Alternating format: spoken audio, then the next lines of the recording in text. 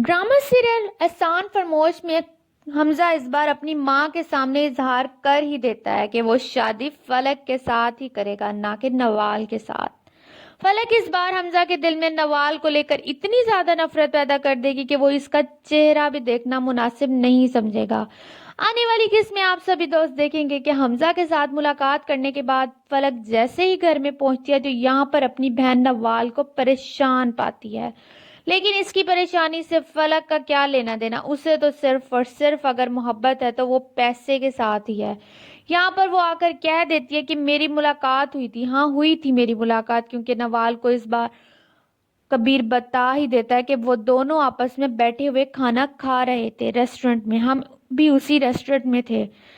हकीकत सामने आने के बाद यहाँ पर एक नया जोश सुना ही देती है। कहती है कि मेरी मुलाकात हुई थी, इस मुलाकात में इन्होंने मुझे कहा था कि मेरी ऑफिस में जॉब है, मैंने जॉब छोड़ दी है, मेरे पास तो पैसे भी नहीं है। मैंने सोचा कि हमजा के साथ मुलाकात करती हूँ और इन्होंने इस बात के ऊपर मुझे फोर्स भी किया कि आप मेरे ही ऑफिस में जॉब करें। ये बात सुनने के बाद यहाँ पर नवाल कहती है कि फलक तुम होश में हो, तुम वहां पर जॉब कैसे कर सकती हो जहां पर हमजा के साथ मेरा रिश्ता खत्म हो चुका है? तुम कैसे ज्वाइन कर सकती हो हमजा का ऑफिस? तुम जानती हो कि मेरा और हमजा का रिश्ता खत्म हो चुका है। लेकिन यहाँ पर फलक को इस बात से क्या लेना देना। कहती है कि अगर आपका कबीर के ऑफिस में जॉब कर सकती है तो मैं हमजा की कंपनी में क्यों नहीं जॉब कर सकती? हिसाब तो एक ही है ना कि आप भी वहां पर जॉब करें और मैं भी वहां पर जॉब कर सकती हूँ, इसमें क्या फर्क है? आपको भी इस बात के ऊपर सोचना चाहिए। लेकिन यहाँ पर नवाल कहती है कि तुम्हें रिजाइन देना पड़ेगा, लेकिन साफ साफ फलक इस बात के ऊपर मना कर देती है कि मैं अपने खर्चे अपना सब कुछ कैसे मैनेज करूं। मारिया ने मेरे साथ धोखा किया है, लेकिन मैं इस जॉब को कभी भी हाथ से नहीं जाने दूंगी। इधर अगले ही रोज जैसे ही अच्छे से तैयार होने के बाद फलक पहुंच ही जाती है ऑफिस में, जहां पर जाकर नवाल की सारी बुरी बातें यहाँ तक कि अपने से बना कर भी फलक हमजा को सुना रही होती है। कहती है कि मैंने नवाल आपी के साथ जिक्र किया था आपकी इस जॉब के बारे में, लेकिन इन्होंने ना मुझसे कहा कि रिजाइन दे दो क्योंकि जॉब कर रही हो वहां पर तुम। लेकिन मैंने भी सुना दी कबीर के ऑफिस में आप जॉब कर रही हैं, आपने छोड़ी क्या? मैंने इन्होंने साफ मना कर दिया कि ये बात सुनने के बाद यहाँ पर हमजा आग बगोला हो जाता है। कहता है कि वो कभी भी नहीं चाहती थी कि आप इस ऑफिस में जॉब करें। फलक कहती है कि मुझे तो पता ही नहीं था कि वो आपसे इतनी नफरत करती है कि मुझे वहां पर जॉब भी नहीं करने देगी, और कहती है कि मैंने तो इसके साथ मोहब्बत ही नहीं की थी। मोहब्बत तो दूर की बात है, यहाँ तक कि नफरत भी ऐसे शख्स के साथ मैं करना भी पसंद नहीं करती। हमजा कहता है कि मैं भी इसके साथ नफरत करता हूँ, इतनी कि इसका नाम भी सुनना पसंद नहीं करूंगा। बेहतर होगा कि आज के बाद इसका जिक्र फलक तुम भी मत किया करो।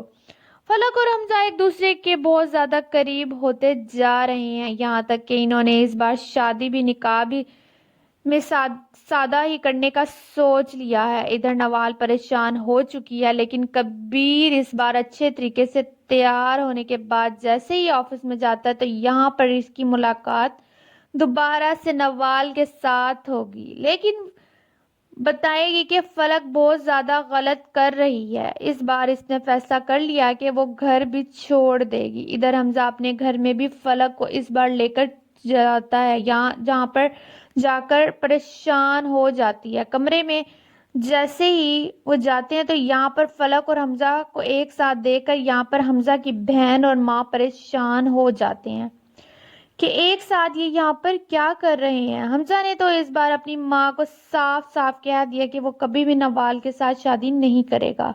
बेहतर होगा कि इसके बारे में आप सोचें ही ना अम्मी जान, छोड़ दें सोचना।